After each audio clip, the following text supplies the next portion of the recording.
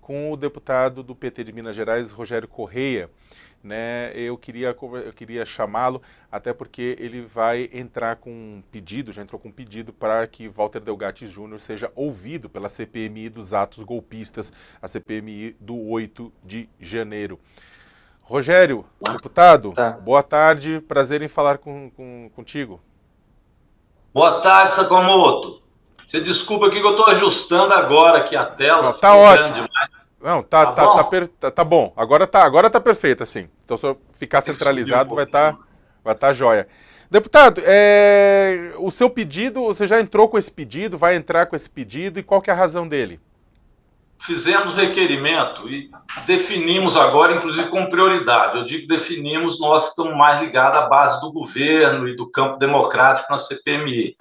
Nós tivemos uma reunião agora, estava presente diversos deputados, né, e senadores, para a gente fazer um balanço da CPMI e os próximos passos. Amanhã é votação de requerimento. Então, nós resolvemos apresentar, já amanhã, será apresentado como extra pauta, a convocação do Delgatti. Ele é importante vir à CPMI porque a gente tem demonstrado que as tentativas de golpe de Estado foram várias nesse processo durante o governo Bolsonaro. A gente pega como parâmetro desde a tentativa de golpe de setembro, 7 de setembro de 2021, até o 8 de janeiro. Aí existiram vários elementos para isso. Nós começamos, por exemplo, ouvindo o Silvinei, que é aquele da Polícia Rodoviária Federal que tentou não permitir a votação no segundo turno, especialmente no Nordeste, para atrasar o procedimento lá, evitar voto e assim tentar fazer com que Bolsonaro ganhasse as eleições no segundo turno. Isso já foi em si uma tentativa de golpe. Depois vieram muitos atos violentos, mas vieram outros, e esse se encaixa nisso, que era a tentativa também de dizer que as urnas eletrônicas eram frágeis, que podiam ser fraudadas. O Delgatti entra exatamente nisso, lembrando que ele era um hacker na época da Vaza Jato, as informações que ele conseguiu hackeando foram comprovadas, aliás, Moro e Dallagnol que o digam, né? Tentaram negar, mas era verdade. E depois disso ele entrou também num processo de necessidade financeira, ou sei lá os motivos, ele vai ter que explicar, de se alinhar também a setores do bolsonarismo e a própria Carla Zambelli. E aí ele tenta, então, entrar, provavelmente o que ele diz, amando, inclusive, com a conivência do próprio Jair Bolsonaro, para hackear urnas eletrônicas, dizendo, portanto, que elas eram possíveis e passíveis de fraude. Então, este era um elemento em que eles inventaram aquela questão de código-fonte, quando diz ele que se reuniu com o Bolsonaro, e a partir daí os bolsonaristas saíram espalhando para todo lado que tinha que ver código-fonte, etc.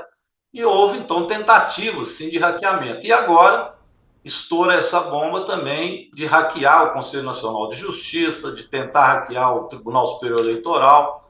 Então, eu acho que ele tem elementos para contar acerca das expectativas golpistas do bolsonarismo, o que inclui não apenas a Carla Zambelli, mas é evidente que ela não estava sozinha nisso.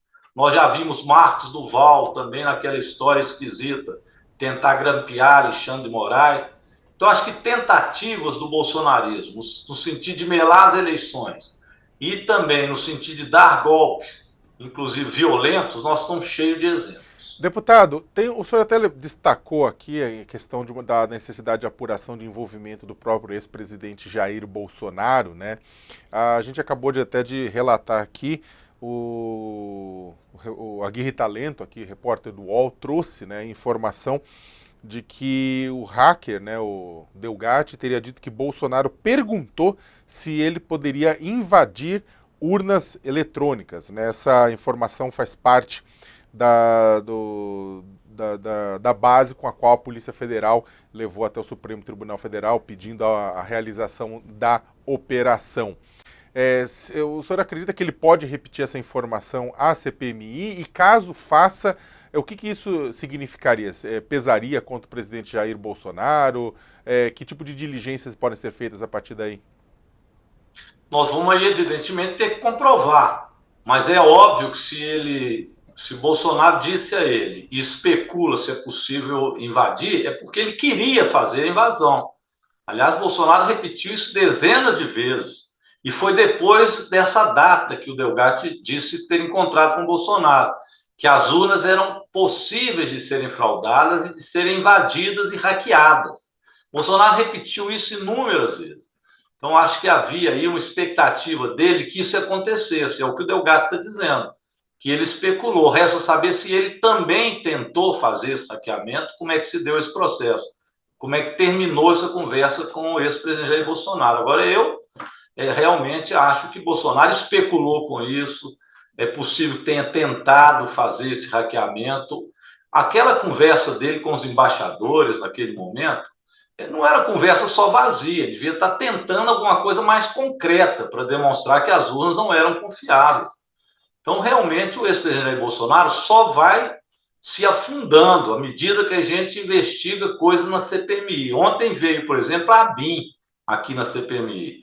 O Saulo, que foi o adjunto da ABIN, depois assumiu de 1º de janeiro a março, ele confirmou tudo aquilo que a gente vem dizendo. Havia um planejamento para o dia 8 que envolvia financiamento bravo de campanha, envolvia pessoas violentas, envolviam caminhões que vieram para cá. Ele fala, inclusive, e confirma que o objetivo de quem veio era fundamentalmente ter um rompimento constitucional na invasão dos 3 poderes. Ou seja, a ABIN nos confirma que aquele movimento foi uma tentativa de golpe.